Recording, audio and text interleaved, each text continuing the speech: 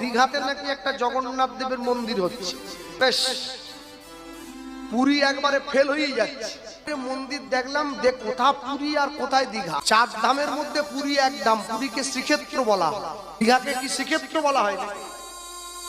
এখন আবার দেখতেছি জগন্নাথ তো ভেসে চলে এলো সমুদ্রে, একটা হাত আবার নেই, মানে এমনিতে ঠুটো ছিল তার উপরে আরো নেই, মানে একটা আছে ভালো একটা নেই। ওই যে হাতটা ঠুটো ওইটা দিয়ে কাছের লোককে আশীর্বাদ করবে, মানে যেটা নেই ওই স্থানীয় লোক যারা দীঘার, ওরা গেলে ওই ভাঙা হাতটা দিয়ে ওদেরকে আশীর্বাদ করবে।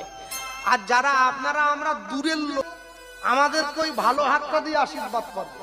জগন্নাথ তো জানে কদিন পরে আমাকে এমনি ভেঙে ফেলবে, তার থেকে যা অবস্থা, তার থেকে এমনি ভাঙা হাত নিয়ে গিয়ে দাঁড়ানো কি ভালো নয়? কি মনে রাখবেন, ভগবানের মহিমা, ভগবানের লীলাস্থলী এক জায়গাতেই হয়।